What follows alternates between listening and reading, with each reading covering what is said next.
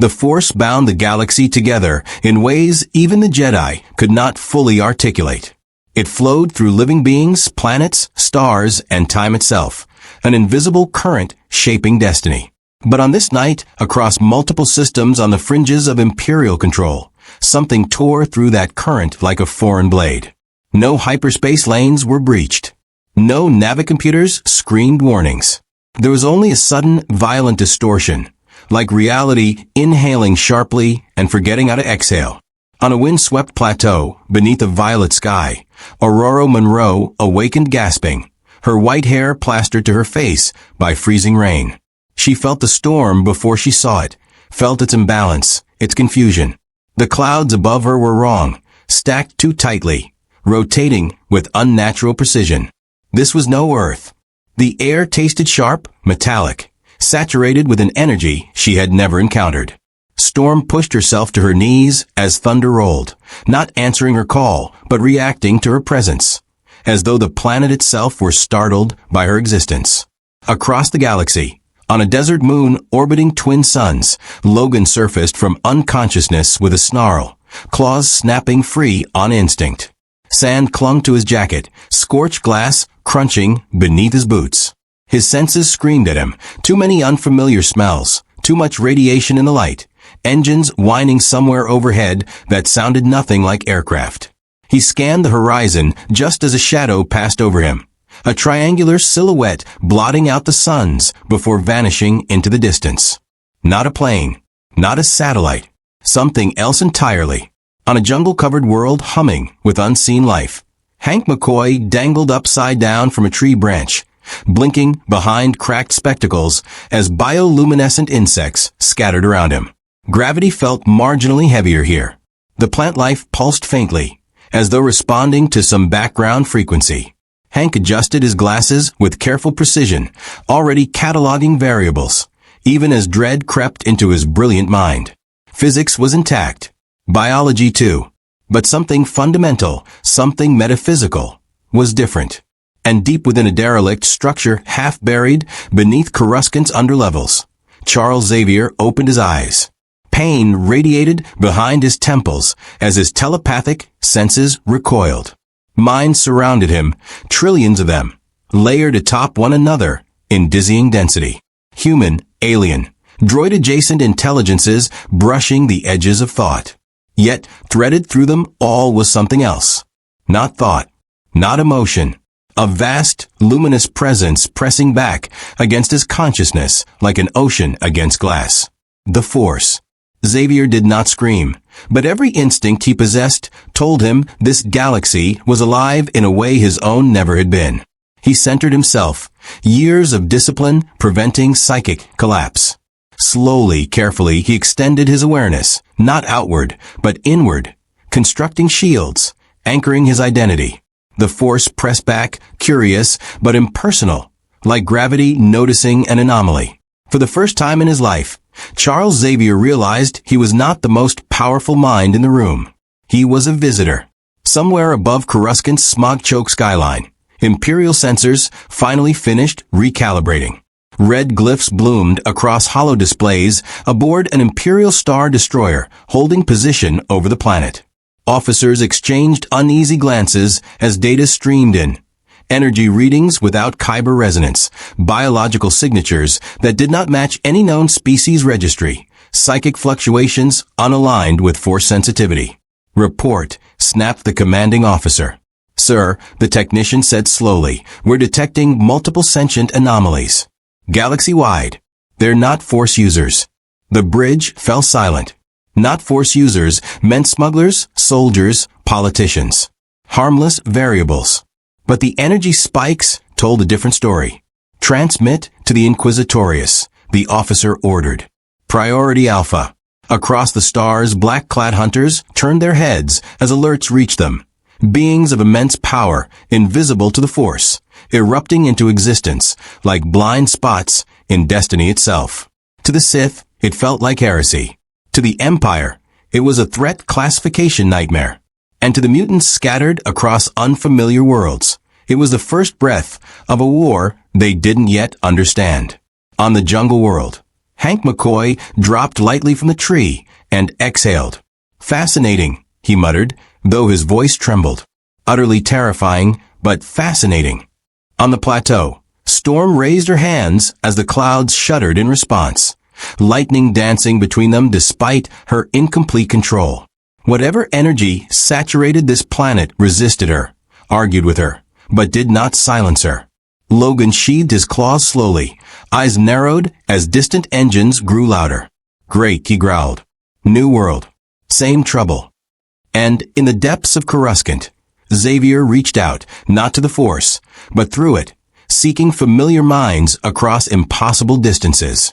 One by one, like stars piercing fog, he felt them.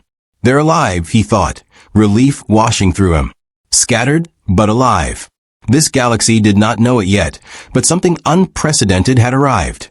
Something outside prophecy, outside balance, outside the Force's grand design. If you want to see more characters enter the Star Wars galaxy, hit that subscribe button and drop the name of a character you'd want to see in the comments below. May the Force be with you. Above Coruscant, a shuttle detached from the Star Destroyer, its hull marked with the sigil of the Inquisitorius. Its destination, the underlevels. The hunt had begun. The shuttle cut through Coruscant's polluted atmosphere like a blade through flesh, its engines screaming as it descended toward the planet's endless cityscape. Within its angular hull stood three figures clad in black, unmoving despite the turbulence. They were not Jedi. They were what remained after the Jedi had been broken and reforged into tools. The Inquisitors felt it again as the shuttle passed into the lower levels, a pressure in the skull, an absence where the Force should have flowed smoothly. A void. A wound. Stop the descent, hissed the fifth brother, his helmeted head tilting slightly as though listening to something no one else could hear. It's below us. The pilot obeyed at once. Spotlights stabbed through the smog, illuminating a half-collapsed transit hub long abandoned after one of Coruscant's many forgotten uprisings. Cracked durasteel and rusted rail lines formed a skeletal cathedral to neglect. At its center sat a single man in a wheelchair, hands folded calmly in his lap. Charles Xavier looked up as the shuttle's ramp lowered. He had felt them coming long before the ship broke atmosphere. Minds like coiled blades, disciplined but fractured, bound to something vast and cold. The Force moved around them differently, tight, aggressive, enslaved. He understood immediately. These were not monks. They were weapons. You don't belong here, the second sister said as she stepped down the ramp, her voice modulated, almost curious. But then again, neither do you. Xavier smiled faintly. I could say the same. The fifth brother's hand went to his lightsaber. He's shielding. I can't read him. You can't read me, Xavier corrected gently, because I'm not what you're looking for. That was when the third Inquisitor lunged. The air screamed as a red blade ignited, slicing toward Xavier's head. The old man did not move his chair.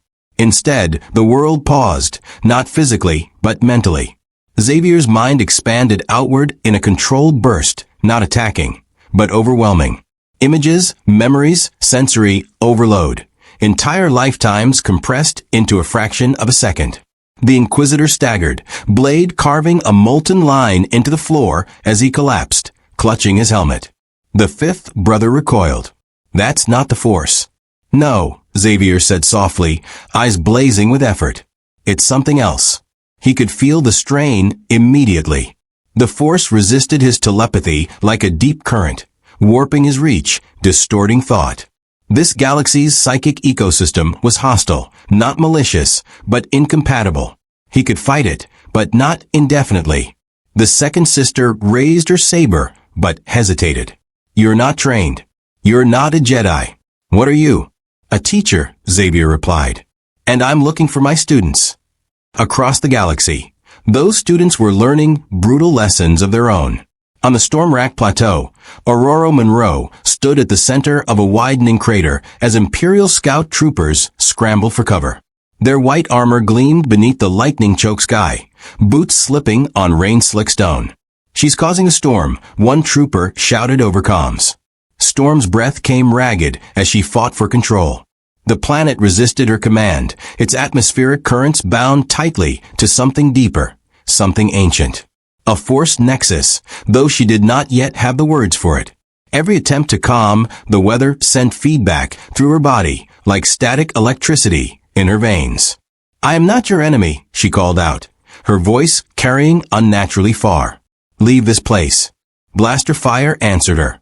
The first bolt missed, vaporizing stone inches from her shoulder. Storm's eyes flashed white. The sky responded, not obediently, but violently, as if offended.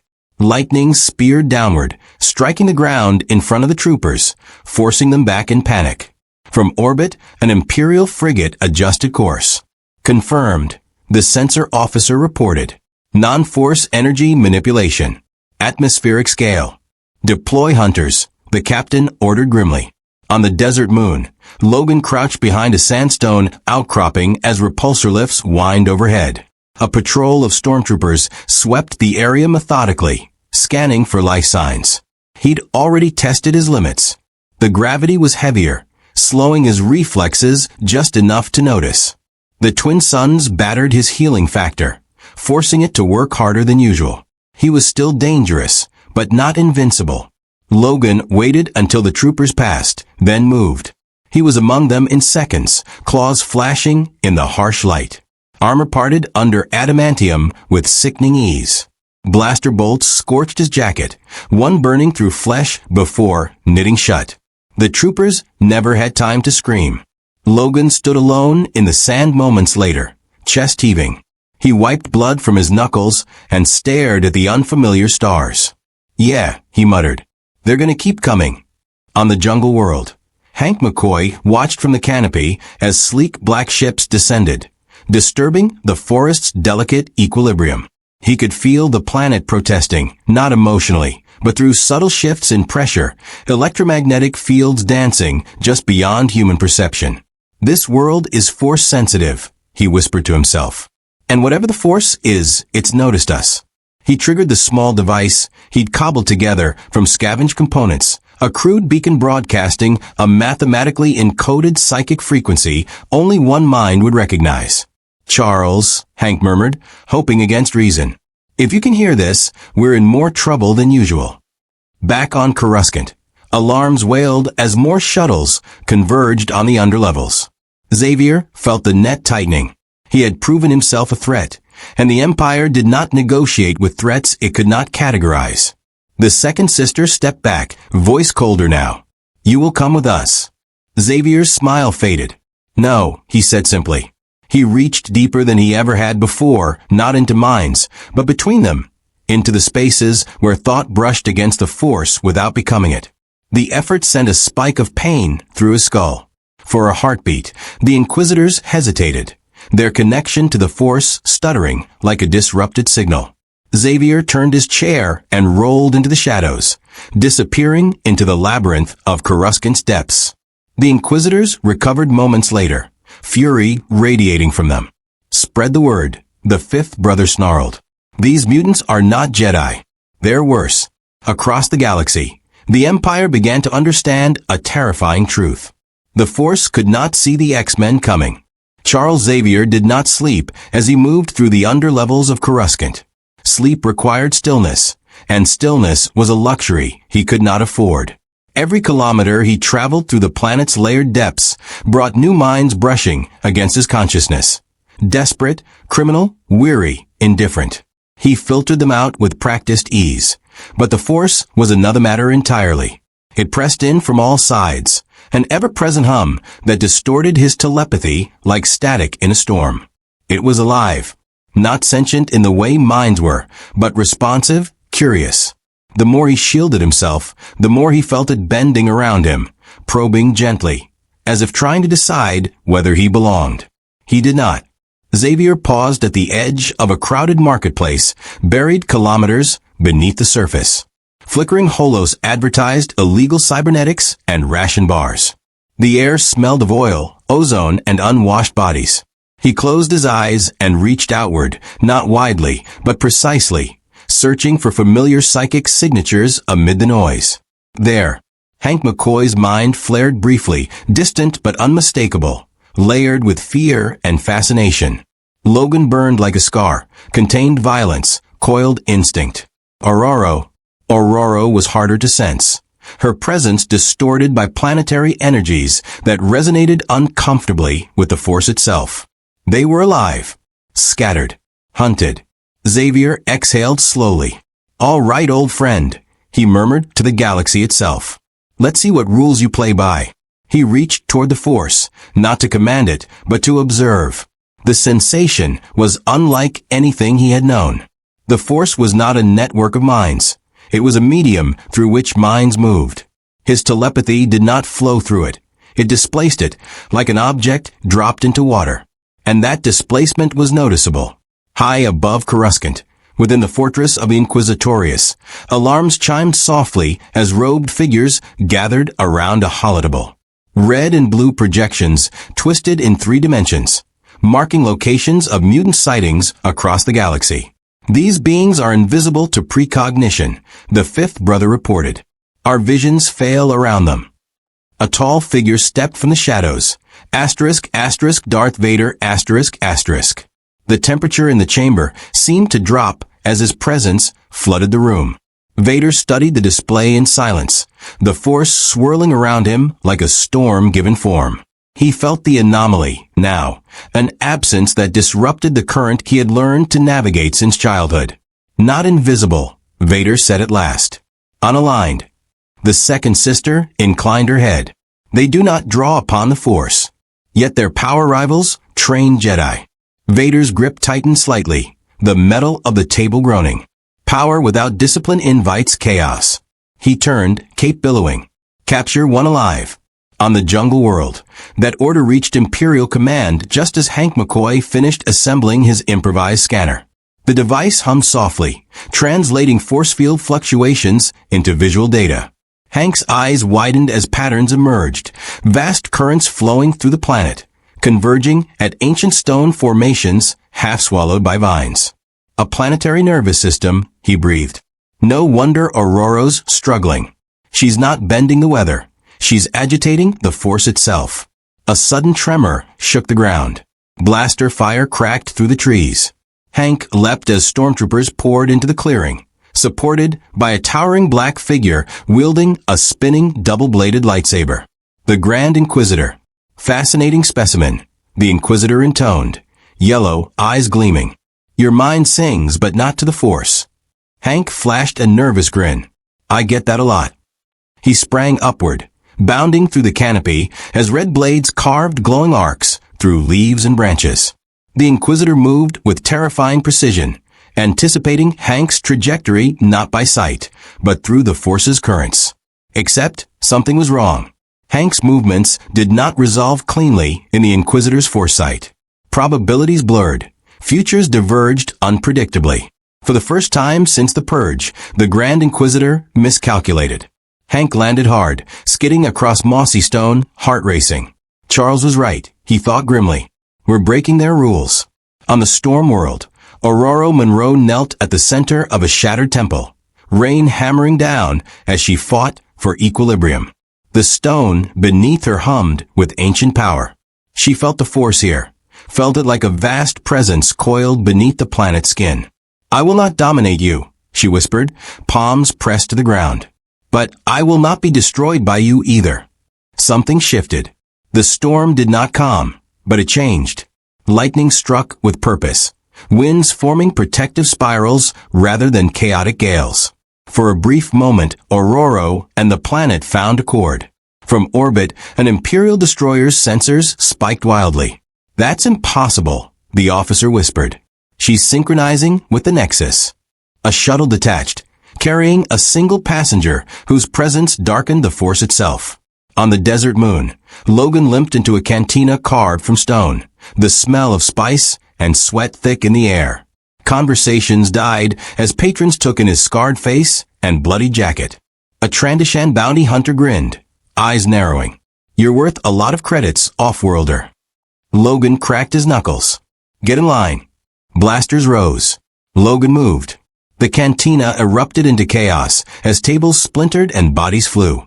Logan fought like an animal, using the environment, his claws flashing under dim lights. But numbers told.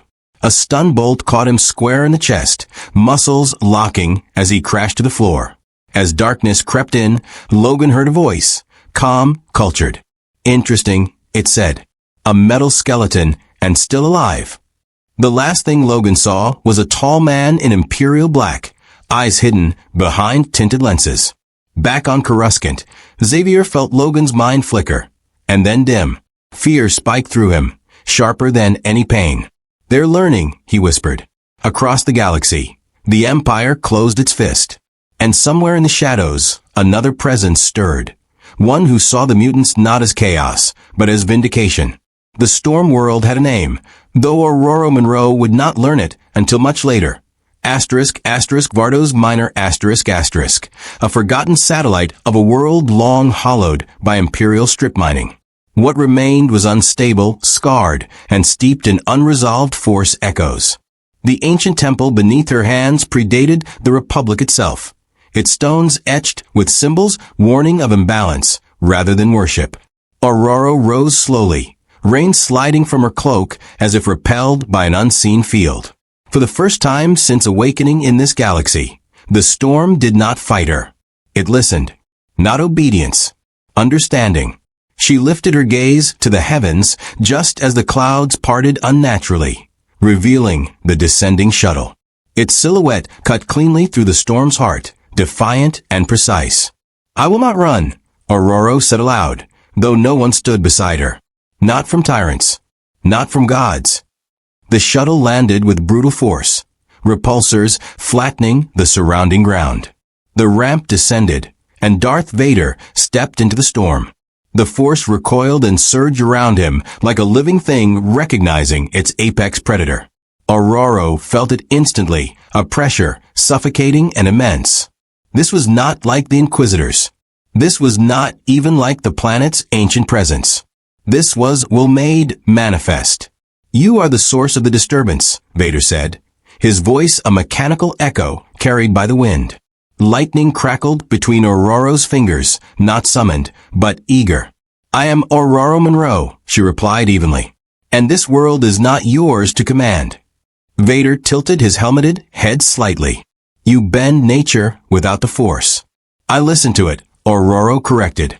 The Force surged as Vader raised his hand.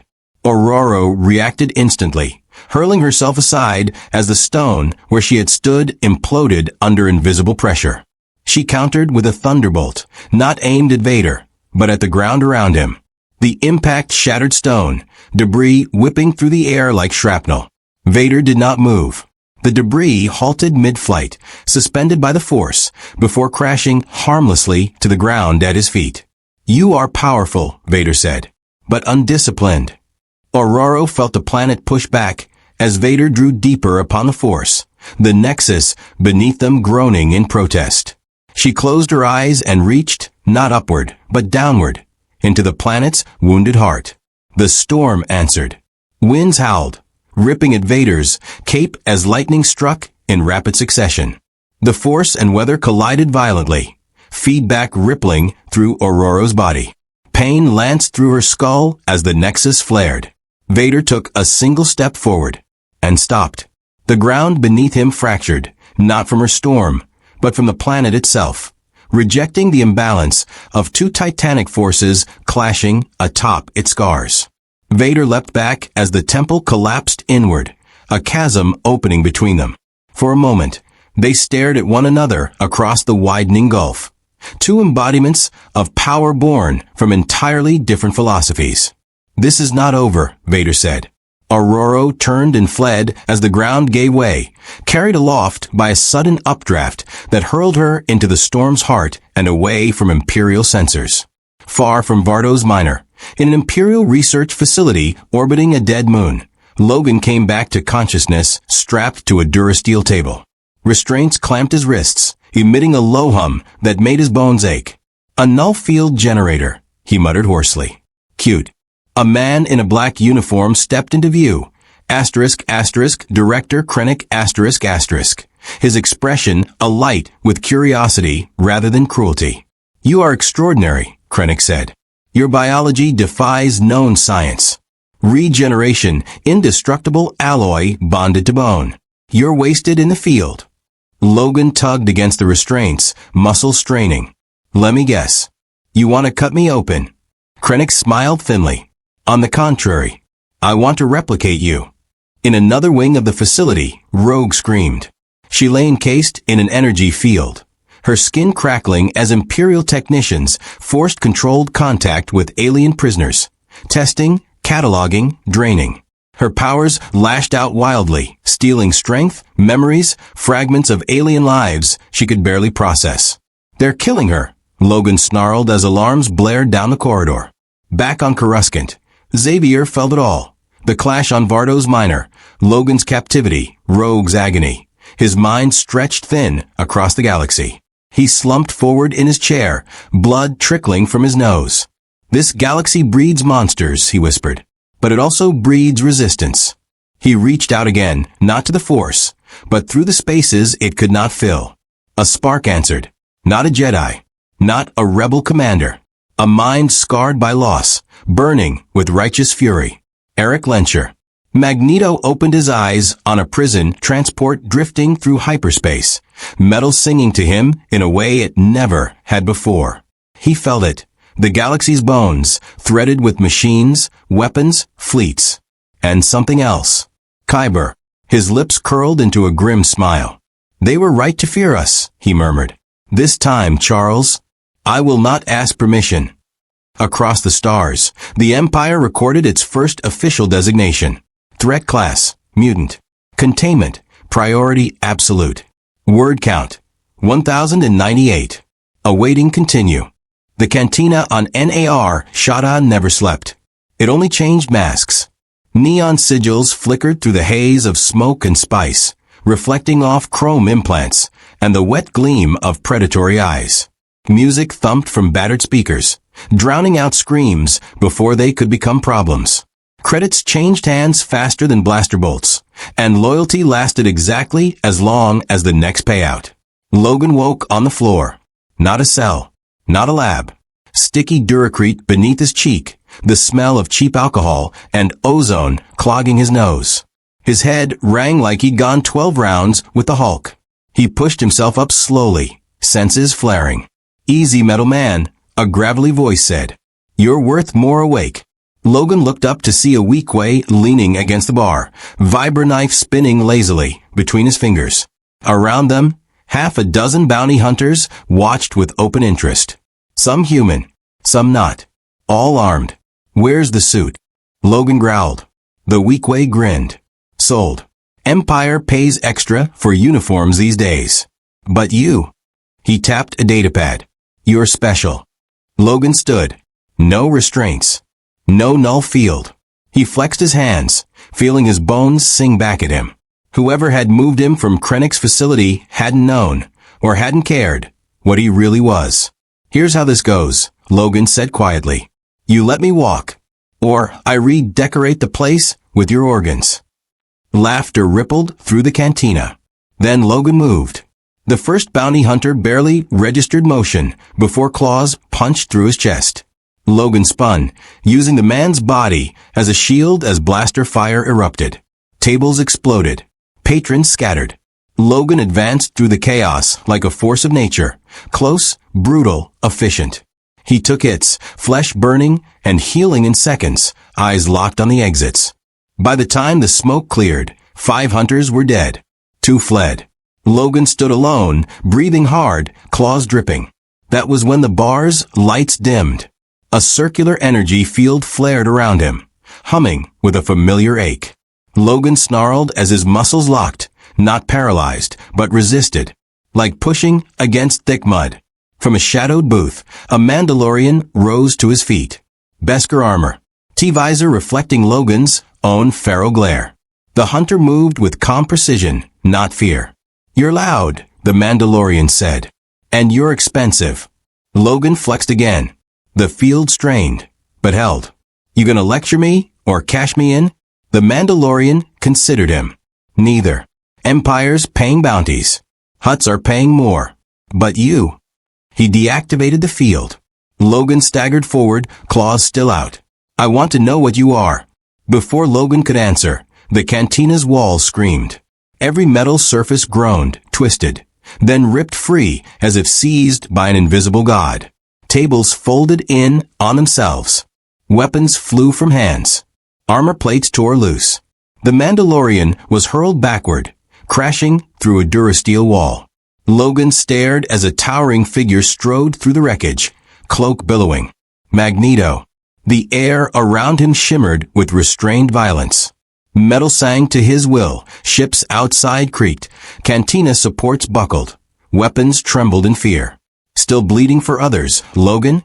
Magneto said, voice carrying effortlessly. In a galaxy that will never accept us.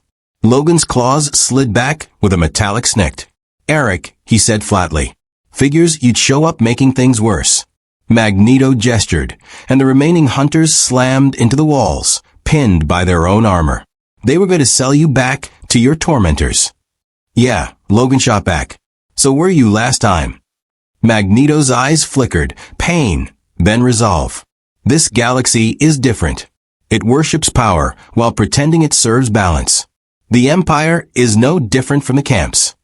Logan's jaw tightened. And your answer is what? Be the bigger monster. My answer, Magneto said, stepping closer, is survival. Dominance. Mutants will not hide here, Charles. As if summoned by the name, a familiar calm presence brushed Logan's mind. Logan. Eric. Enough. Xavier's voice was strained but unmistakable, threading through the psychic chaos Magneto generated. We are scattered. Hunted. But we still choose who we become. Magneto laughed softly. Do we? Or do we pretend choice exists while chains tighten? Logan looked between them, between past and future, blood and hope. Rogue, he said simply. She's still in Imperial hands. Magneto's expression hardened. Then the Empire has already chosen. Far away, in the Imperial facility, alarms blared as containment fields spiked wildly. Rogue screamed again as her powers surged out of control, absorbing not just life, but force echoes, ripping fragments of kyber-reactive energy into her consciousness. Technicians fled. Krennic watched in horror as monitors overloaded. She's destabilizing the field. No, a cold voice corrected from the doorway. She's evolving. An Inquisitor ignited his blade. Across the galaxy, lines were being drawn. And for the first time since arriving in this universe, the X-Men stood at a crossroads between hiding, resistance, or war. The Imperial Research Facility was never meant to hold something like Rogue. Built to study kyber-reactive anomalies and force-sensitive artifacts, its containment systems assumed a fundamental truth, that all power flowed through the Force. Every shield, every suppression field, every algorithm was designed around that axiom. Rogue broke it. She floated inches above the Durasteel floor, hair whipping wildly as arcs of energy danced across her skin. The containment field around her flickered between blue and sickly violet, its harmonics collapsing under the strain. She gasped, memories not her own crashing through her mind. Imperial officers, alien prisoners, echoes of ancient Jedi long dead. And beneath it all something vast and cold. The Force. It pressed against her like an ocean against a cracked hull, drawn to her hunger, repelled by her nature. She did not draw upon it deliberately, but her mutation did not care about philosophy or prophecy. It took. Shut it down. Krennic shouted as consoles exploded. An Inquisitor stepped forward, spinning his double-bladed saber. She is a Nexus now. A wound in the Force. He reached out, attempting to subdue her with the dark side. Rogue screamed as contact was made. For a heartbeat, the Inquisitor froze. His saber clattered to the floor. His eyes went wide as Rogue absorbed not just his strength, but his connection. She saw through his memories, training halls drenched in blood, the moment the Jedi Order burned, the ecstasy of submission to pain. She ripped her hands away, sobbing. The Inquisitor collapsed, alive but empty, his presence in the Force dimmed to a whisper. Silence followed. Across the galaxy, every Force-sensitive being felt it. A disturbance, not of death, but of theft. On NAR Shada, Magneto stiffened, pain lancing through his skull as ships outside shuddered. She touched it, he whispered. She touched the force itself. Xavier reeled in the underlevels of Coruscant, gripping his chair. Rogue, stop. Logan clenched his fists. That kid's gonna tear herself apart. The Mandalorian, recovering amid twisted metal, watched the devastation with new eyes. The Empire can't control that, he muttered. And neither can you. Magneto turned to him, eyes blazing. Then it will fear us. No, Logan snapped. Then it'll kill her. Magneto's jaw tightened. For all his fury, even he understood the truth in that. Back at the facility, emergency bulkheads slammed down as Rogue dropped to her knees, drained and shaking. Sirens wailed. Red lights bathed the corridor in warning. Vader arrived moments later. The air seemed to constrict as he entered the chamber, the force coiling around him like a living armor. He regarded the fallen Inquisitor, then Rogue, his gaze unreadable behind black lenses. You consume what you do not understand, Vader said. Rogue looked up at him through tear-filled eyes. You don't own it. Vader raised his hand and stopped. The Force resisted him, not fully, but enough. For the first time since Mustafar, Darth Vader felt something slip beyond his grasp. Elsewhere, Aurora Monroe collapsed at the edge of space, carried aboard a battered freighter crewed by Lazat pilgrims who had sensed her struggle through the Force. They regarded her with reverence and fear. You are not Jedi, their leader said. Yet the storms obey you.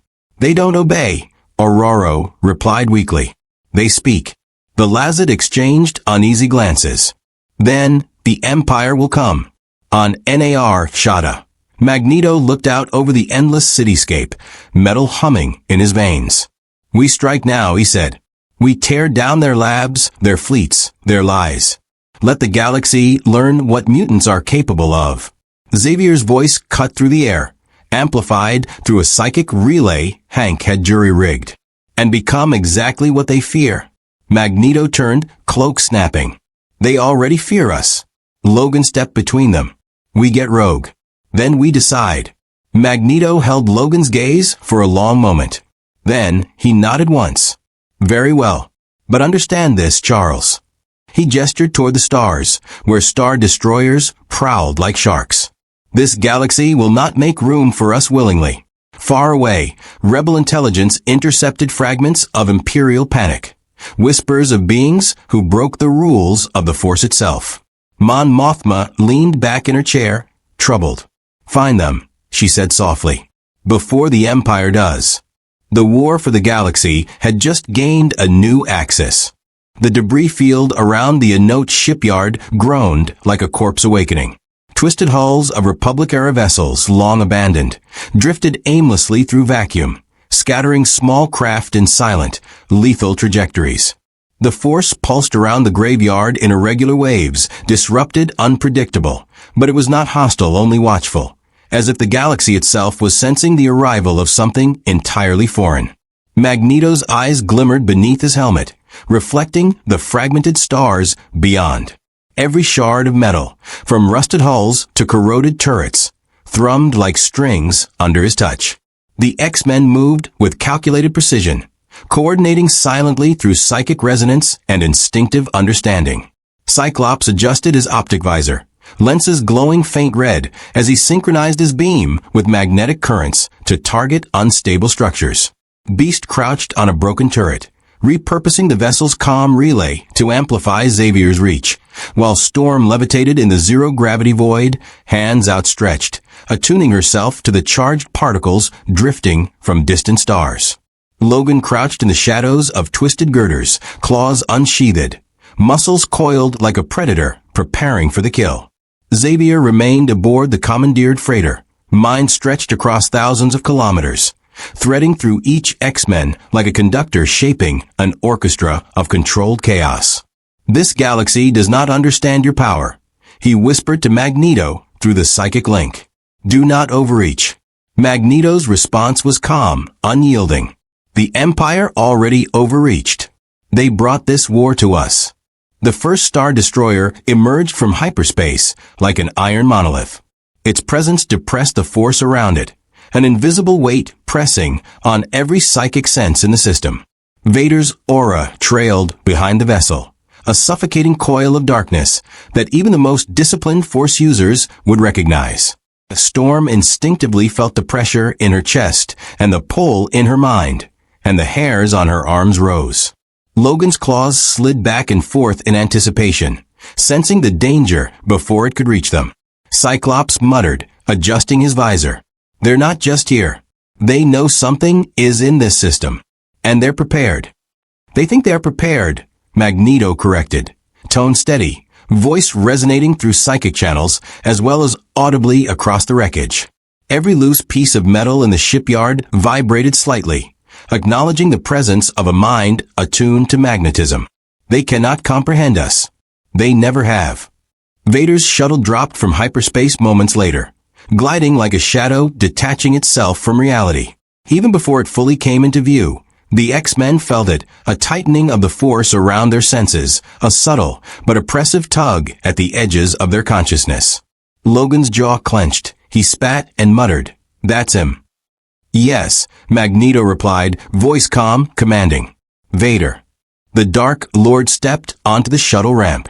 Vacuum held him like a sculpted shroud of darkness, cape flowing, boots magnetically anchored to the hull. The force bent around him, compressing and distorting as if it were reluctant to let him drift too far from his will. "You are exposed," Vader's voice rang out across open comms, mechanical, deep, and absolute. "Surrender the girl and submit to Imperial authority." "No," Magneto said, tone even, arms rising as he began the slow, deliberate act of manipulating the field around him. Metal responded instantly, scrap, wreckage, dormant weapon systems, all vibrating in acknowledgement. "You will leave this system." Vader paused. For a moment, the universe held its breath. Then the force surged, a coiled, crushing presence, reaching outward, attempting to bend Magneto like clay. But this time, the Dark Lord found resistance. Magneto displaced the force, not resisting it, but forcing the currents to wrap around him without yielding. The two powers clashed with silent, invisible fury. Star Destroyer hulls bent and shivered. TIE patrols spun uncontrollably as their instruments overloaded from the magnetic field. Structural supports groaned under stress. Metal twisted violently in response to Magneto's will. Cyclops' optic beam flared, cutting a direct path through an incoming mass of debris. Precision timed to coincide with a chain reaction that destabilized a nearby shuttle, spinning it harmlessly into the void. Beast launched himself between fracture hulls, relaying sensor data and stabilizing temporary gravity fields to prevent them from tumbling uncontrollably. Storm's control over charged particles became absolute. Arcs of solar wind slammed into enemy sensors, temporarily blinding automated targeting systems. Vader's approach remained inexorable. Every movement he made through the Force attempted to anticipate and counter Magneto's actions. But the X-Men had learned to operate in tandem, a psychic and physical synergy that defied the Empire's standard calculations. "You are an aberration," Vader said finally, voice cutting through the hum of magnetic energy. "The galaxy will correct you."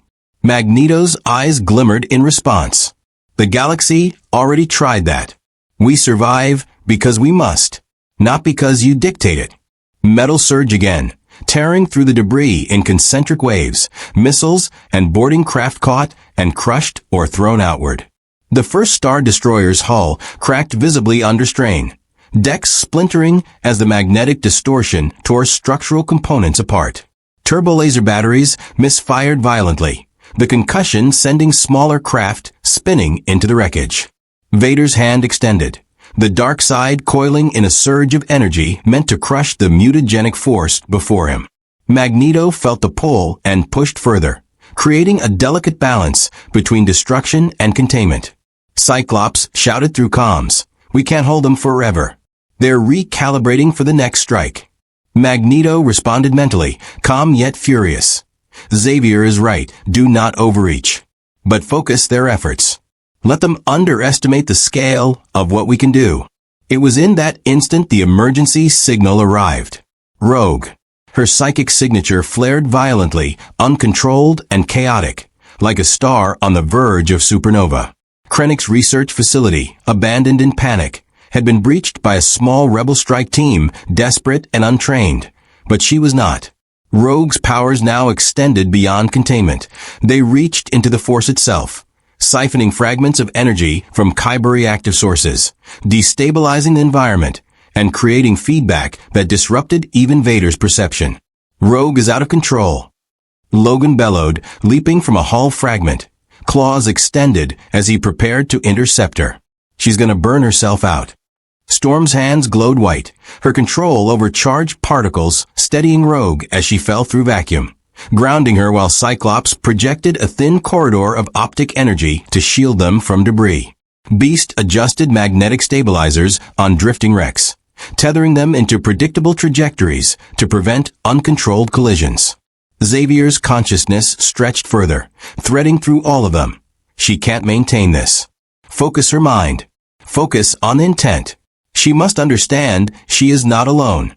Rogue screams echoed across the psychic plane, tearing at the very edges of reality. The X-Men converged, their powers synergizing in a coordinated effort to stabilize her. Magnetism, weather manipulation, energy projection, and psychic anchoring all in tandem. Vader arrived at the periphery of the psychic storm, reaching out with the Force in a final attempt to dominate. Metal bent around him violently as Magneto countered, but the pull of Rogue's power radiated outward, destabilizing both their efforts. The Force itself recoiled in a way Vader had never experienced, a warning or a challenge. Enough, Magneto said finally, voice low and decisive. The wreckage field quieted, stars reflected in twisted metal, debris slowly stabilizing. Rogue collapsed into Logan's arms, trembling, the surge of uncontrolled energy ebbing. Cyclops and Storm exhaled simultaneously, exhausted but alive. Xavier collapsed in his chair aboard the freighter, psychic energy draining from him like water from a sieve. Magneto's eyes scanned the horizon. The Star Destroyers remained, damaged but operational. Vader had retreated temporarily, recalculating. The Empire had underestimated the X-Men and their ability to operate in concert against superior technology and psychic manipulation. This galaxy fears us, Magneto said quietly. It always has. And it always will. But for the first time, the mutants had won a battle, not by following the rules, but by creating their own. The silence after the battle was deafening. The Enoch shipyard, once a graveyard of forgotten war machines, had become a canvas of destruction. Star Destroyers hung like wounded beasts, hulls cracked and smoking, while smaller vessels drifted aimlessly, their crews shaken by forces they could not comprehend. Rogue lay slumped against Logan's shoulder, exhausted and trembling, the raw pulse of her power still leaking in faint tremors. Every eye in the wreckage followed her, but none dared approach too closely, not even Magneto. She's different, Cyclops murmured, adjusting his visor, still scanning for threats. She touched something bigger than any of us.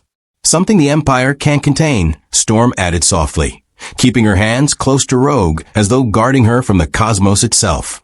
Beast crawled across a floating hull fragment, brushing soot from his fur. She's absorbing energy at a molecular level. What's left of their containment tech? The Force echoes from the nearby Star Destroyer. I've never seen anything like it. Magneto's helmeted head tilted slightly, watching the interplay of energy with keen focus. This galaxy will try to crush her, he said quietly, voice almost lost in the distant hum of dying ships.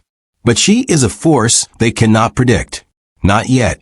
Vader's retreating presence still pulsed in the Force, a constant reminder of the threat that remained. Even with the Star Destroyers crippled, the Dark Lord was methodical, calculating, and patient. He would return. And when he did, the galaxy's rules would demand that these outsiders, these mutants, either submit or die. Logan helped Rogue to her feet, supporting her as she staggered. Kid, you're not gonna die here, he said firmly. We've got your back. Rogue's lips quivered, eyes wide. I didn't mean, it's too much. I can't control it. You can. Xavier's voice cut through the chaos, resonant and calming. Focus, Rogue. Let go of fear. Let your intent guide the power, not the panic. Slowly, Rogue exhaled, drawing the leftover energy back into herself with conscious effort. The ambient chaos settled, leaving faint ripples in the force where her powers had surged. The Star Destroyers drifted silently, reminders that the battle was won, but the war far from over. Magneto turned to the group, his tone now deliberate, strategizing. We cannot remain here. The Empire will regroup, and Vader will return stronger. We need a secure base, somewhere we can train her and ourselves before the next engagement. Cyclops nodded, scanning the void for viable options. The wreckage itself could serve temporarily, but we need to get her out of direct line of sight. Someplace hidden untraceable. Beast ran simulations in his head. There are abandoned colonies along the Corellian sector, old mining outposts, deserted for decades. They have minimal sensors, structural integrity intact. We could retrofit one for habitation and training. Storm's expression darkened, reflecting her awareness of the galaxy's tension. The Empire will hunt us relentlessly. Any signature we leave will be traced. We must move cautiously. Logan growled. I don't care how careful we are. The second they come for her again, we're going to make sure they regret it. Magneto nodded. And that, Logan, is why we survive. We are not here to fight by their rules. We are here to define our own. The group began to move through the drifting debris, using Magneto's manipulation to propel themselves safely past jagged hull fragments and damaged turbolaser arrays. Cyclops fired a carefully timed optic blast to clear smaller debris, while Storm created a protective charged particle field to shield Rogue from stray arcs of electricity and debris. Xavier reached further, touching each of them with calm reassurance. We are together. We have each other. Do not fear the galaxy's judgment. But even as he spoke, he felt the weight of distant minds, other force-sensitive entities now aware of the surge that Rogue had created. Jedi in the Outer Rim, exiles and survivors of Order 66, felt it, as did Sith loyalists still in hiding. The disturbance would not be forgotten. As the X-Men drifted toward the edge of the Enote sector, Magneto paused, eyes scanning the void. A small cluster of derelict ships emerged in the distance, remnants of an abandoned rebel convoy. The hulls were fractured but stable, the internal environment pressurized. It could serve as a temporary haven. Here, Magneto said, voice low but authoritative. We begin here. We recover, we train, we plan. The Empire has underestimated us. Let us make them remember why. Logan helped Rogue aboard one of the larger hulls, while Cyclops and Beast set about stabilizing systems and securing the interior. Storm hovered above, sensing residual disturbances, ensuring the path remained clear. Xavier entered her mind briefly, guiding her focus, reinforcing control over her powers without overstepping. The Star Destroyers remained on the horizon, damaged but ominous, and the faint pulse of Vader's presence lingered in the Force. Every X-Man felt it, the weight of a galaxy that would not bend easily to newcomers, that would challenge their existence at every turn. Magneto placed a hand on a floating bulkhead, metal warping slightly under his touch, and looked around at the team. We are not merely survivors. We are catalysts. This galaxy believes it can dictate terms. Let us show them it cannot. The freighter hummed softly as life support systems stabilized. Rogue leaned against Logan, breathing steadying. Cyclops calibrated defensive measures, while Storm whispered incantations to the ambient energy of the stars. Beast set up makeshift monitoring systems to track Imperial activity, while Magneto maintained a field of protection around the hulls, subtle but potent, ready to rip apart any ship that attempted to close in. And above them, the void stretched endlessly, a vast theater in which their powers could grow, their strategy take form, and the galaxy be irrevocably altered. The abandoned Corellian outpost hung suspended in the void, a jagged silhouette against distant nebulae. Once a hub for mining operations, it now drifted in isolation, a relic of a galaxy that had moved on. Its metal hull was scarred, bulkheads warped, and environmental systems largely offline. But it offered what the X-Men needed most: obscurity. No sensors, no Imperial patrols, and plenty of structure to defend and adapt. Magneto guided the team inside, manipulating loose girders and scrap metal to create secure walkways and temporary defenses. Every bolt and panel responded to his will, bending without breaking, forming new structures that felt alive under his touch. Cyclops and Beast coordinated power systems, rerouting energy from residual reactors and solar panels. Storm hovered in zero gravity, hands glowing faintly as she channeled microstorms into shielded energy fields. Logan moved silently along the shadows, reflexively scanning the corridors for any hidden threats. Rogue trailed behind, still unsteady, a faint halo of energy clinging to her like a restless spirit. Xavier's consciousness reached across the team, offering guidance and calm. "We are here. You are safe, for now. Focus on control, Rogue." Rogue let out a shaky breath. I feel it everywhere. The stars, the ships, the force. I can hear it all." Storm reached her side, voice gentle. "That's because your mutation interacts with the ambient energy of this galaxy. It's different here, but that does not mean it's uncontrollable." "Easy for you to say," Logan muttered from a darkened corner, claws sheathed. "We've seen what happens when it loses focus." Magneto's gaze swept the outpost. "We must adapt.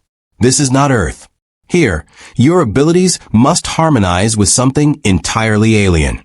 Rogue's powers, vast as they are, cannot dominate without consequence. She must learn to channel, not just absorb." Cyclops tested a blast through a corroded corridor, observing how the energy interacted with the exposed magnetic fields. Any misfire here could bring down entire sections of the station. "We need precision, or we risk killing ourselves and alerting the Empire." Storm's eyes narrowed as she sensed the ambient particles drifting through vacuum, the charged solar winds, and the faint gravitational waves echoing from nearby moons. "I can teach her to feel the energy," she said, "to direct it without overwhelming herself or the surroundings. But it will take time and patience." Xavier nodded in her mind.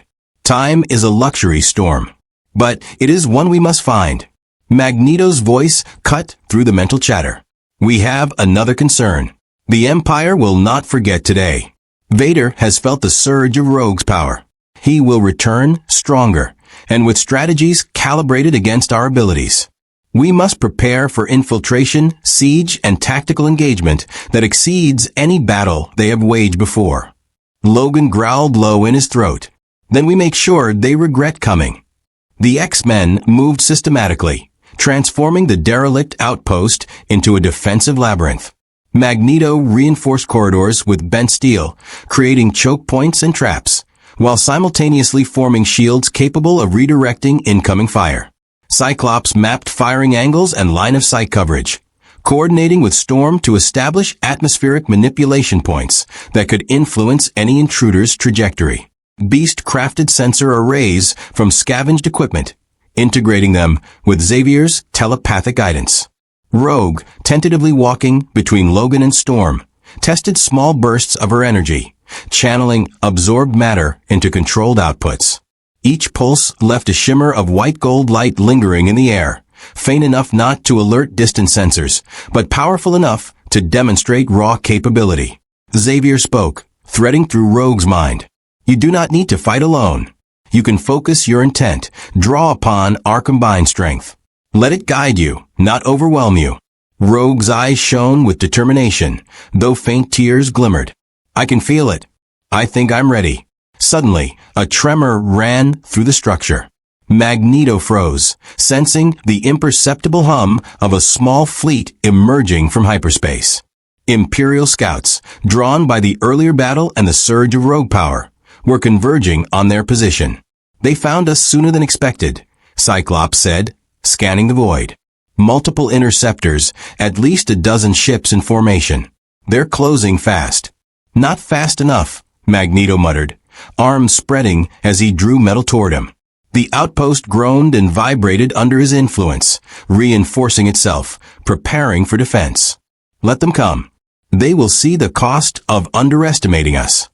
Storm's eyes glowed white.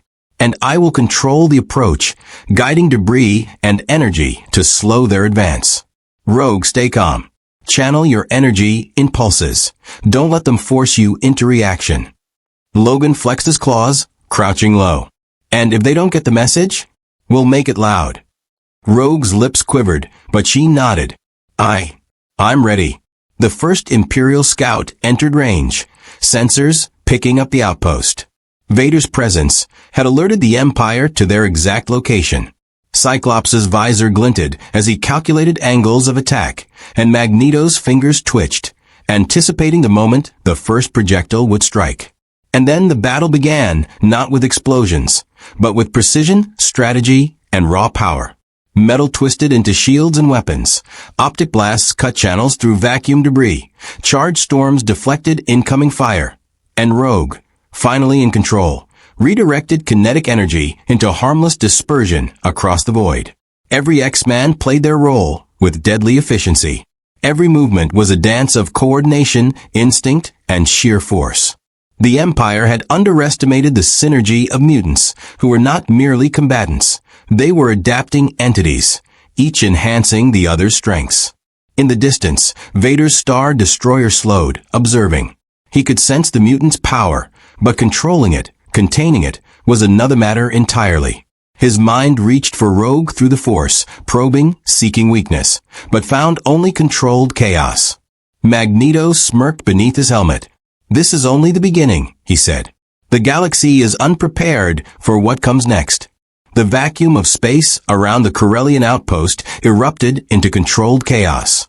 Small Imperial interceptors zipped between drifting debris, their blasters firing in coordinated bursts. Each volley aimed to pierce or destabilize the hastily fortified hulls. Magneto had anticipated much of this. Metal from the outpost itself twisted into barriers, spinning shields, and hammers that ricocheted small craft into drifting wreckage. But these were no ordinary ships. The Imperials adapted quickly, adjusting trajectories and compensating for magnetically manipulated currents. Cyclops coordinated their counterattack, cutting through approaching craft with precise optic blasts. Each shot was calculated to disable, not destroy, keeping debris trajectories predictable and minimizing collateral impact to the station.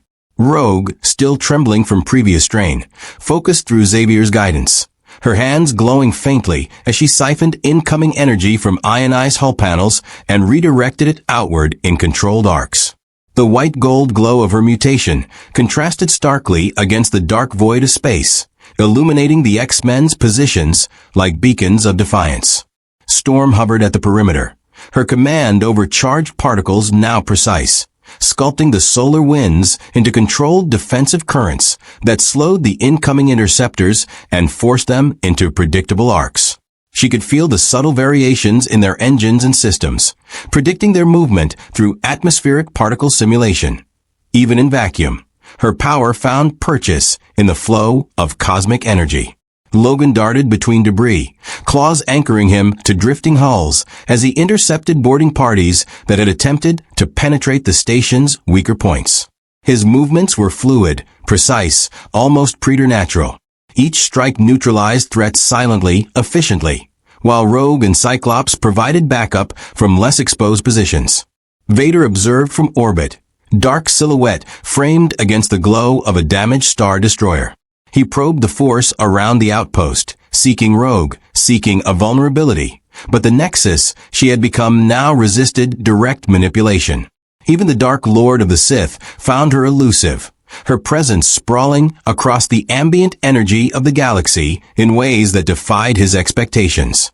Every effort he made to dominate or control was met with subtle resistance, magnified through Xavier's guidance and Magneto's magnetic influence over the environment.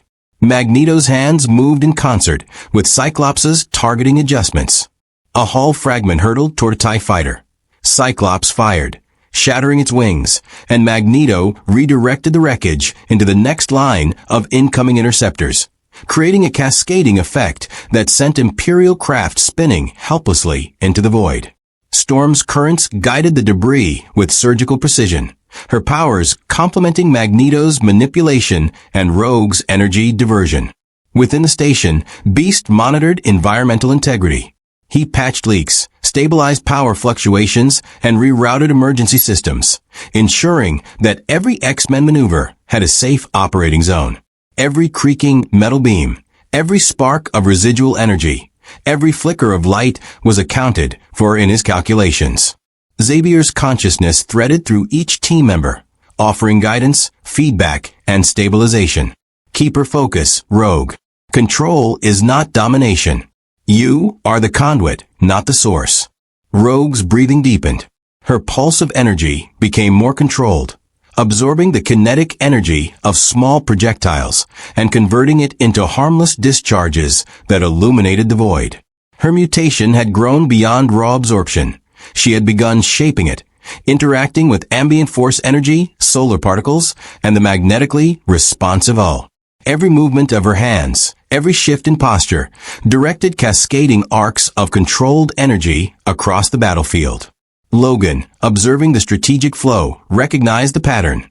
Rogue was no longer reacting. She was anticipating. Her control had reached a level that allowed the team to implement coordinated strategies across multiple vectors. He grinned beneath his mask. Finally, that's my kid. Magneto's thoughts turned to the larger picture. Vader will respond differently now. He senses what we have achieved, the scale of our adaptation. The Empire cannot simply fire its way past mutants who redefined the battlefield. From orbit, Vader considered his options. He could deploy the remaining Star Destroyers, risk a frontal assault, or attempt a flanking maneuver to isolate and contain Rogue. Yet every approach risked catastrophic loss. The force around the outpost pulsed unpredictably, a chaotic resonance that even his formidable powers could not fully control. The X-Men's defensive network operated seamlessly. Magneto's magnetic field bent approaching projectiles, turning the station itself into a weapon. Cyclops' optic blasts provided precise targeting and disruption, while Rogue absorbed residual energy, stabilizing the environment and preventing overload. Storm's microstorms influenced cosmic particle streams, subtly altering trajectories and protecting the team from direct assault. Logan eliminated infiltrators, his presence a silent, lethal deterrent. Beast monitored the outpost, maintaining structural and environmental stability. Xavier guided Rogue, ensuring her powers did not spiral beyond control. Hours passed, or perhaps only minutes. Time was irrelevant in the controlled chaos. The X-Men moved with a symphony of synchronized power, a combination of instinct, skill, and strategic foresight. Imperial ships were neutralized one by one, their pilots unprepared for the level of coordination displayed by beings who could manipulate energy, matter, and consciousness simultaneously. Vader remained, patient, analyzing, adjusting. He sensed Rogue's potential fully now, and he understood the threat posed by a mutant nexus who could interact with the Force and the physical environment in ways the Empire had never accounted for. Every tactical maneuver he attempted met with calculated countermeasures. Every effort to control Rogue failed against her newfound coordination with the team. Finally, the last wave of interceptors had been disabled or destroyed. The void around the Corellian outpost lay silent once more, scattered with drifting wreckage and the faint glimmers of energy arcs lingering in space. Rogue collapsed exhausted, but standing, her control had held. She was no longer a danger to herself or her team. Magneto surveyed the battlefield. They will come again, he said quietly. Stronger, smarter. But we are ready. We have learned. And next time, the Empire will pay more dearly. Cyclops lowered his visor, exhausted but satisfied. They underestimated us. They'll underestimate us again. And again. Storm extended a hand to Rogue. You did it. You've learned control, and more importantly, trust. Trust in yourself and in your team. Rogue smiled faintly, the glow around her dimming as she absorbed residual energy. I think I understand now. Logan clapped her on the shoulder. Good. Because next time, they won't make it easy. But neither will we. Xavier's voice resonated calmly through the team. This victory is only the beginning. The galaxy will continue to challenge us. But together, we are unstoppable. The Corellian outpost, battered but resilient, became their haven and symbol, a bastion of mutant defiance in a galaxy unprepared for their combined might. The X-Men had survived, adapted, and established the foundation for the next phase of their war. The Empire would return, and when it did, the mutants would be ready. The warning came not from sensors, not from psychic projections, but from the stillness of space itself.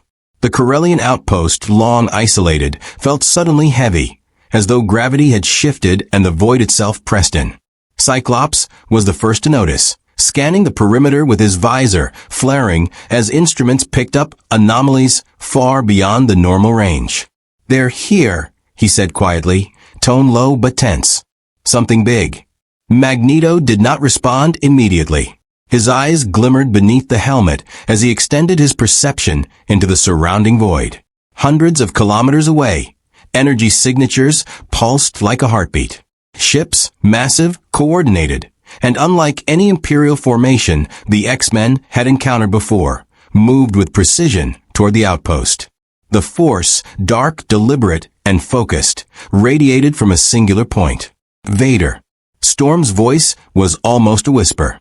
"The Dark Lord has returned, and he did not come alone." Rogue, still recovering from the previous battle, tightened her fists. She could feel the surge of power approaching, the shadow of the dark side spreading through the void. Her pulse of energy flickered, threatening to spill over uncontrollably. Xavier reached into her mind, steadying her. "Breathe. Focus. You are not alone. We are ready." "Ready," Magneto muttered under his breath, "to teach the galaxy what fear truly is." The Imperial fleet advanced in calculated waves. Star destroyers, upgraded and reinforced, followed by squadrons of TIE interceptors and heavy bombers, formed a wall of metal and firepower. But the X-Men were not intimidated. Their previous victories had honed their coordination, teaching them to anticipate, adapt, and strike with surgical precision. Magneto's hands moved almost of their own accord. Steel panels, derelict ship hulls, and drifting wreckage from the outpost twisted into an enormous, semi-sentient lattice of shields, barriers, and weapons. Cyclops aligned his optic beams to intersect with Magneto's magnetic currents, forming channels capable of slicing through advancing craft. Storm's charged particle streams danced around the perimeter, diverting energy and creating turbulence to confuse enemy targeting systems. Logan and Rogue moved inside the outpost, ready to intercept boarding parties and any intruders who slipped past the outer defenses. Beast monitored every structural weakness, rerouting energy to prevent collapse under the combined strain of Magneto's manipulations and Storm's atmospheric distortions. His mind raced, calculating hundreds of variables simultaneously. Every movement, every pulse of energy, every magnetic flux had to be precise. A single miscalculation could spell disaster. The first wave struck. Star destroyers opened fire, turbo laser batteries blasting with focused intensity. Metal twisted, shields flared, and energy arcs cracked the vacuum as Magneto redirected the destructive forces back toward the attackers. Cyclops fired optic beams along precise trajectories, disabling key systems on incoming fighters. Rogue absorbed residual energy pulses, converting them into harmless dispersions that lit the void with white-gold radiance. Storm's microstorms churned violently, charged particles creating invisible barriers that redirected ionized weaponry. Logan intercepted boarding craft with lethal efficiency, claws tearing through hulls with precision and instinct. Vader emerged from a flagship, descending toward the battlefield on a dark shuttle, the force thrumming around him like a predator closing in on its prey. Every pulse of energy Rogue emitted was mirrored by his attempt to dominate it, yet she resisted, guided by Xavier's focus and Magneto's manipulation of the magnetic fields around her. "You think you can contain me?" Vader's voice boomed across the void, mechanical and filled with malice. "This galaxy will obey the dark side." Magneto responded evenly. This galaxy will obey no one, least of all you. The two forces collided. Vader extended the dark side, pushing, probing, seeking weakness. Magneto countered, twisting metal around him, redirecting the force of Vader's attacks through the debris field.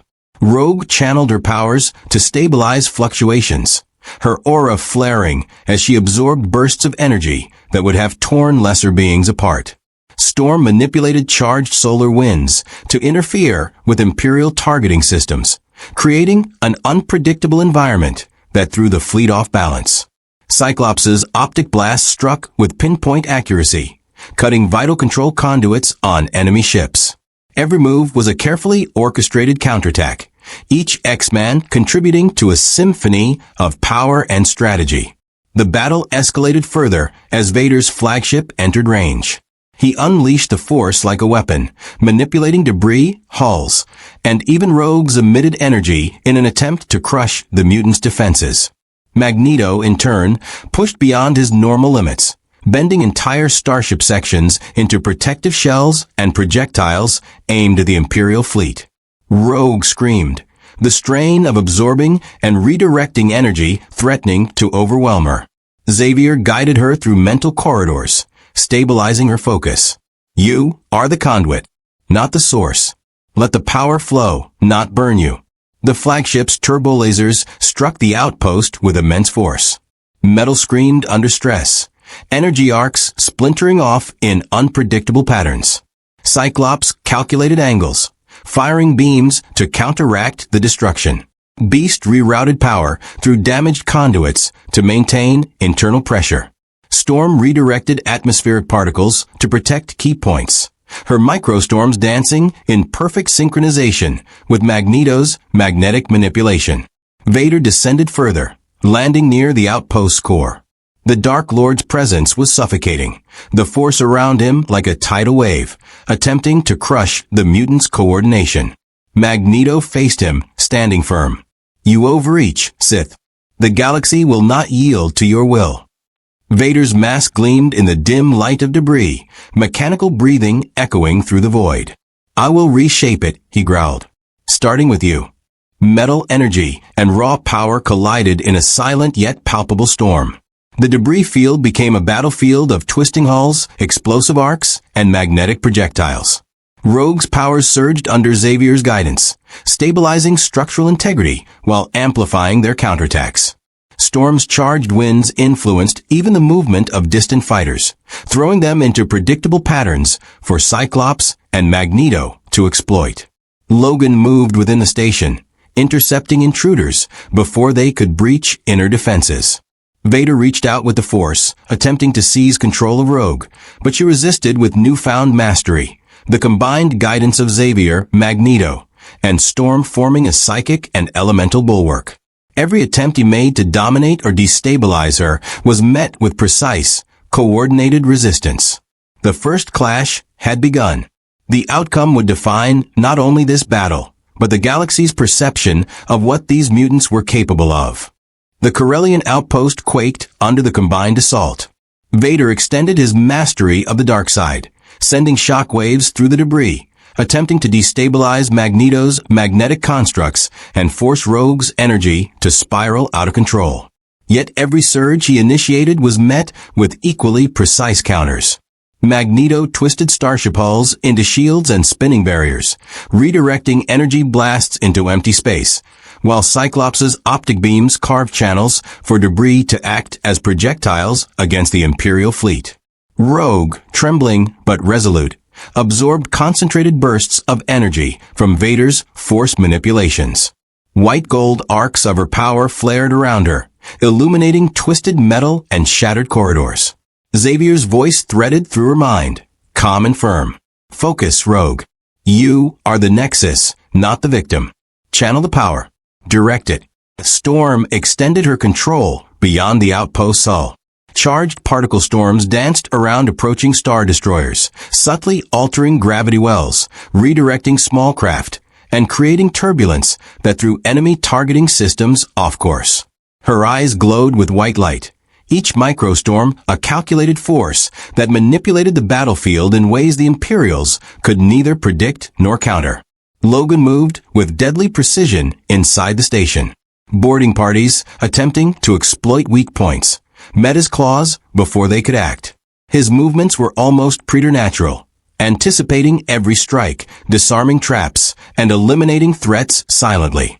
Yet his instincts also guided Rogue, Logan intercepting debris and providing cover while she channeled her expanding powers.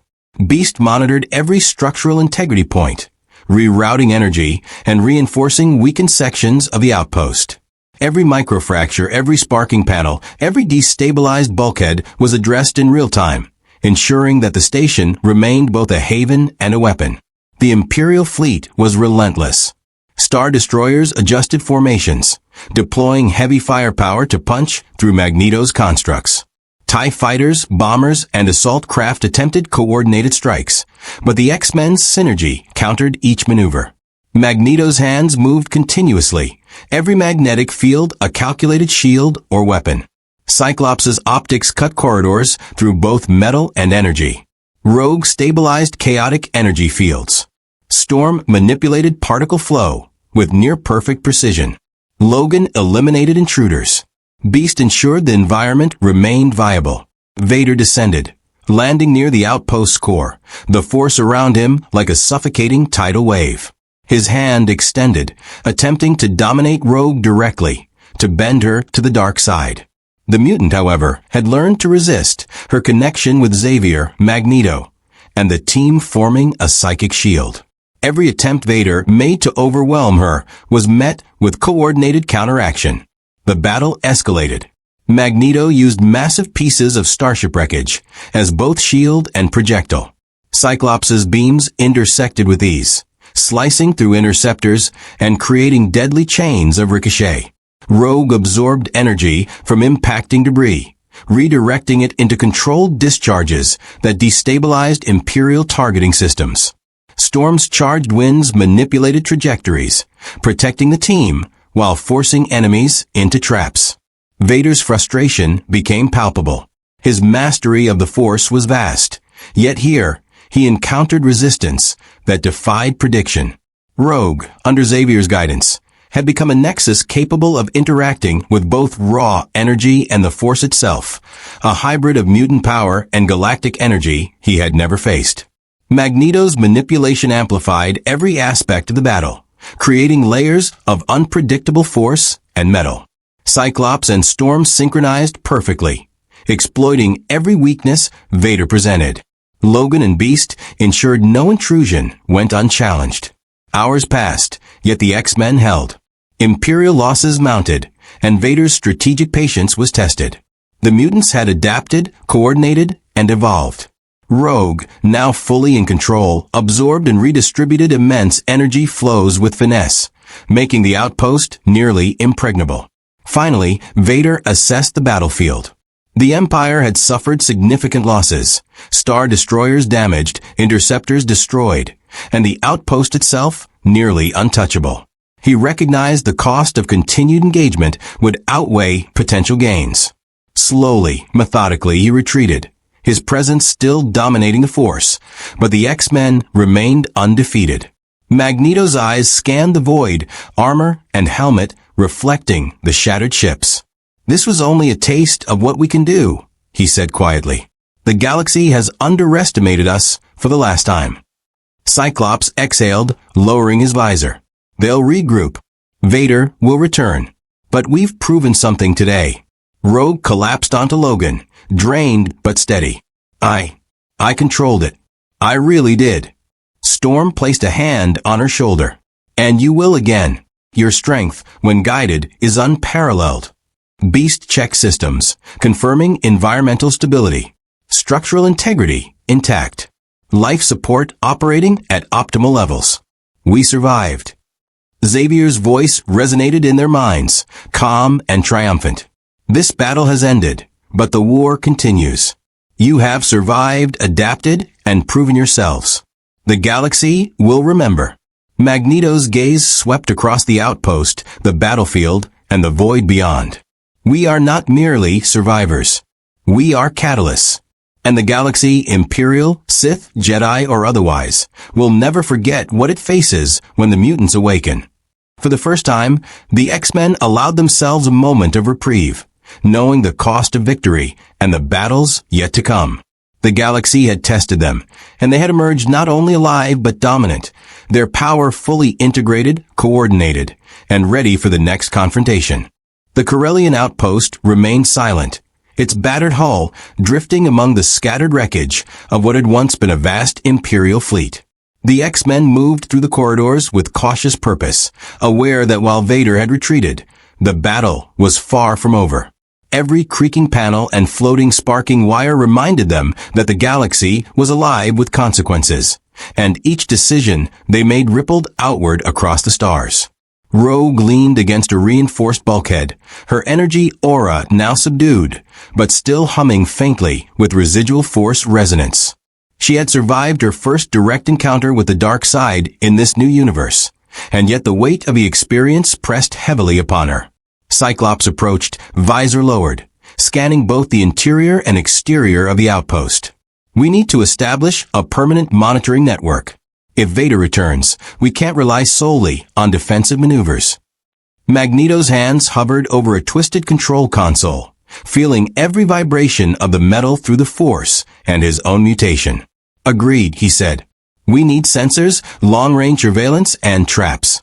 Every Star Destroyer in orbit will now think twice before engaging us. Beast was already moving, adjusting makeshift sensors and recalibrating energy conduits. We can turn the station into both a refuge and a warning system. Magnetic flux, energy readings, even psychological influence on approaching forces. I'll create redundancies to ensure they can't simply bypass our perimeter. Storm hovered near the observation deck, gazing out at the stars. Her eyes glowed faintly as she extended her senses into the void, detecting subtle energy patterns and shifts in gravitational fields. The galaxy itself is responding to us, she said softly. The Force, it knows something is different now. Rogue exhaled slowly, closing her eyes. Different, yeah. I can feel it. Not just me, all of us. We've changed it. The galaxy's reacting to us. Xavier, seated in a meditative stance, reached into her mind, offering calm. Yes, Rogue, but awareness is not mastery. You have felt the magnitude of your power. Now you must learn to control it, to integrate it with this galaxy's natural flow. Magneto glanced at the team. We've proven we can survive Vader's assault, but this is merely the first wave. The Empire will adapt. The dark side will probe for weakness, and other factions will notice our presence. We need allies' intelligence and contingency plans. Logan's claws clicked against the metal floor as he moved toward a viewport. I don't trust anyone in this galaxy, he muttered, but there are others we can use to our advantage. Bounty hunters, rogue Jedi, Mandalorians, people who don't care about Empire rules, but care about survival. We exploit them, or they exploit us. Either way, it's leverage. Cyclops nodded, understanding the strategic implications. We should reach out carefully. Intelligence first, alliances second. We can't allow our presence to spark an all-out war before we're ready. Storm's gaze remained distant, almost contemplative. And yet, our existence has already altered the equilibrium. Systems that were neutral now sense a power beyond comprehension.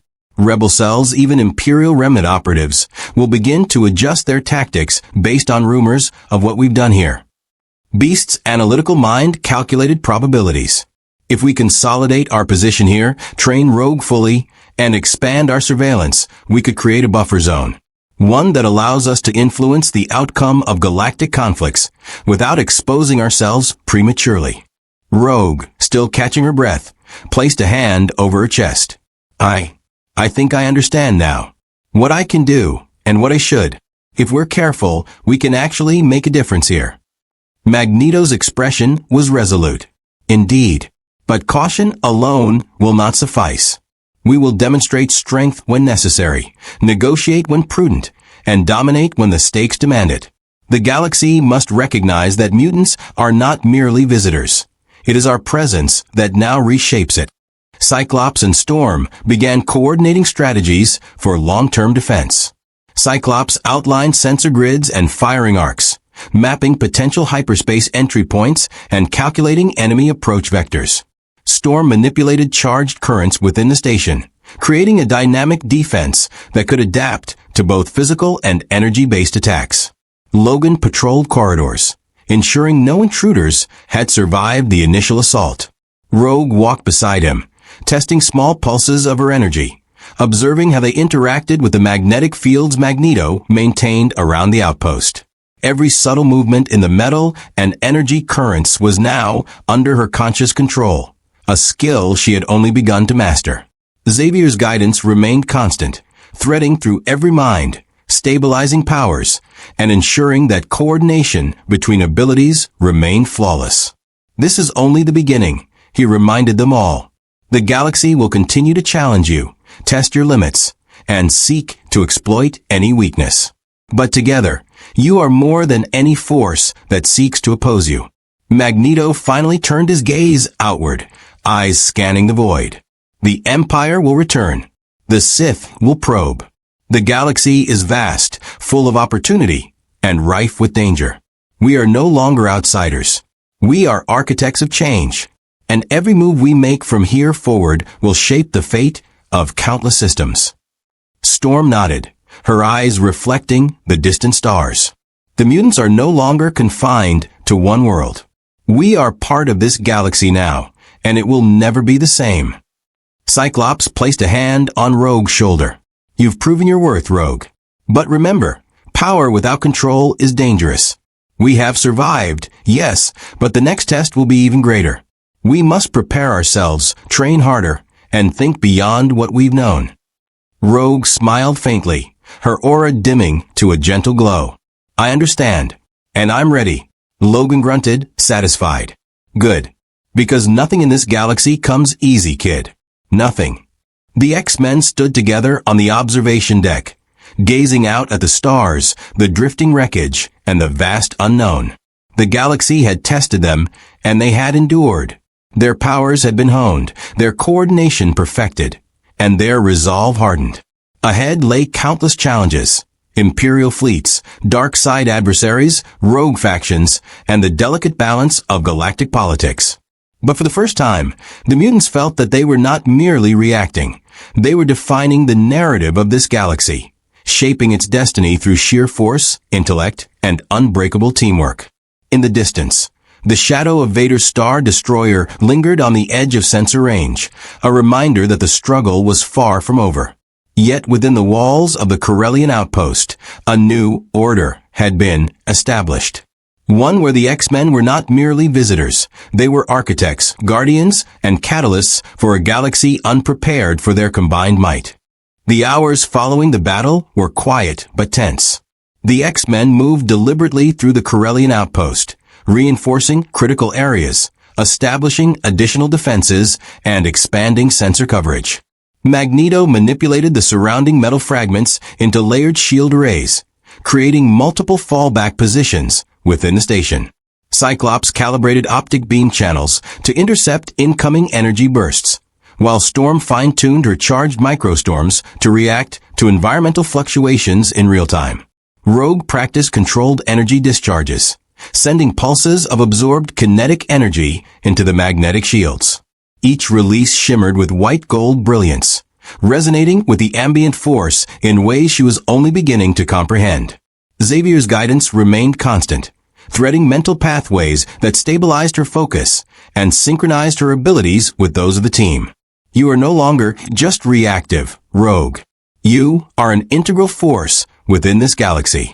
Logan moved silently along corridors, checking structural integrity, hunting for potential intruders, and intercepting debris displaced by Magneto's continual manipulations. His senses were heightened, attuned to both mutant activity and external threats. Nothing gets past me, he muttered, flexing his claws as a minor hull breach hissed nearby. Rogue watched him, absorbing lessons in instinct and strategy alongside her own growing control. Beast had expanded the outpost's technical capabilities, using scavenged Imperial technology to enhance life support sensor arrays, and communication systems. His modifications allowed the X-Men to monitor hyperspace lanes, detect approaching fleets, and maintain internal stability under duress. We can not only survive, he said, but observe, predict, and respond to threats before they manifest. Knowledge is our weapon as much as power. Magneto's gaze swept the void. The Empire, the Sith, and any faction that perceives us as a threat will come for us. But we will not wait to be challenged. We will dictate the terms of engagement. Cyclops nodded. We must also consider alliances carefully. There are factions beyond the Empire that could be persuaded to act in our favor, or at least not against us. Mandalorians, rogue Jedi, independent systems. Each offers leverage or intelligence. But we must remain cautious. Trust is not a currency to be spent lightly. Storm's eyes glimmered, reflecting distant nebulae. And we must respect the delicate balance of the Force. Rogue is now attuned not just to her mutant power, but to the ambient energies that flow through the galaxy. How we act will ripple outward. Every engagement, every decision, every alliance will affect systems far beyond this sector. Rogue, finally catching her breath, placed a hand on the observation deck railing. Her energy pulse shimmered faintly, now steady and controlled. I can feel all of it. The Force, the energy from ships, the metal, even the stars themselves. We're not just in this galaxy, we're part of it. Xavier's calm voice filled her mind. And now you understand your role, Rogue. Power is responsibility. Focus is mastery. Coordination is survival. Logan, leaning against a bulkhead, grunted. And don't forget, kid, survival's just the first step. Next comes making sure the galaxy knows not to mess with us. Magneto's hands folded in front of him, eyes narrowing as he considered the broader implications. The Empire will attempt to strike again. Vader will probe for weakness. The dark side will manipulate systems against us, and spies will report our position. But we are ready. We have adapted, evolved, and strengthened. The X-Men are no longer outsiders. We are a force within this galaxy, capable of altering outcomes previously deemed inevitable. Cyclops' visor glinted in the dim light as he studied tactical displays. We've survived battles today that should have broken us. We've defended against forces that would have crushed ordinary teams. But our work is just beginning. Preparation, adaptation, and strategic foresight will define the next phase. Storm's hand hovered over the observation deck console, subtly influencing energy flows to stabilize the outpost. The galaxy senses change. Systems will respond. Some will ally, others will oppose. Every decision we make will ripple outward. We must act deliberately, and we must act as one. Beast added, analyzing sensor data from surrounding systems. We have created a secure base, but intelligence is key. Knowing when and where forces move, understanding their strengths and weaknesses, predicting responses. This is how we maintain dominance without engaging unnecessarily. Rogue looked at her team, a faint smile breaking her exhaustion. I get it. We're not just fighting for survival. We're shaping what comes next. We're defining the future. Logan nodded approvingly. Exactly. And if anyone tries to stop us, they'll learn quickly why they shouldn't. Magneto's gaze returned to the stars, thinking beyond the immediate threats. Our presence has changed this galaxy forever. The Empire, the Sith, even the Rebellion. None will see the X-Men the same way again. Rogue's mastery, combined with our coordination, makes us a force they cannot predict, cannot control, and cannot ignore. Cyclops placed a hand on Rogue's shoulder. Your control, your awareness, your power, it's a beacon. Not just of strength, but of potential. The galaxy will respond to it, and we will guide that response. Storm's eyes softened, her voice almost a whisper. We are more than mutants in a foreign galaxy. We are catalysts. Our actions will ripple across star systems, shaping politics, wars, and alliances. We must tread carefully, but with confidence. Xavier's voice resonated through their minds one last time for the moment. This is the culmination of today's trials. You have survived, adapted, and thrived. But remember, the galaxy is vast and ever-changing. Vigilance, cooperation, and strategic foresight will be your greatest assets going forward. The X-Men stood together, overlooking the void, the wreckage, and the distant glimmer of systems beyond. They had faced Vader, repelled Imperial forces, and stabilized Rogue's powers. The Corellian outpost, once abandoned and silent, now thrummed with the presence of mutants, whose combined strength was unmatched in this galaxy. Above them, the stars shone indifferently, but the X-Men knew their impact was permanent.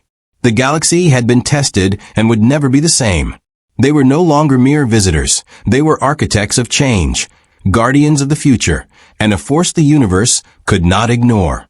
The shadow of Vader's Star Destroyer remained on the edge of sensor range, a lingering reminder that threats remained. Yet inside the walls of the Corellian outpost, the X-Men were resolute.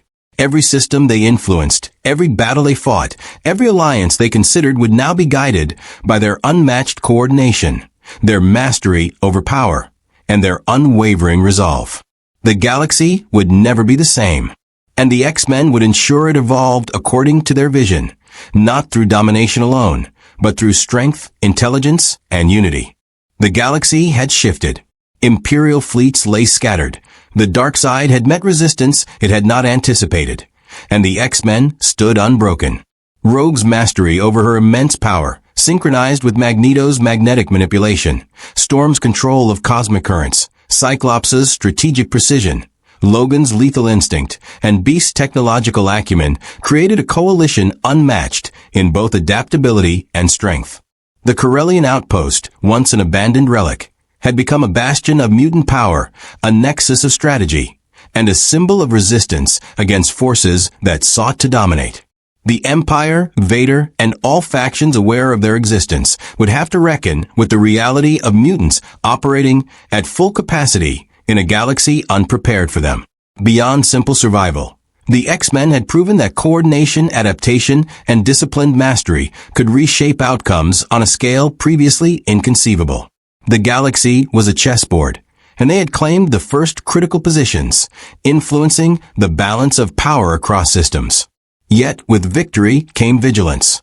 Every decision, every alliance, every battle would carry consequences across the stars. The X-Men were no longer just visitors. They were architects of a new order, guardians of change, and the force that would define the trajectory of countless worlds. The galaxy had awakened to their presence, and there would be no turning back.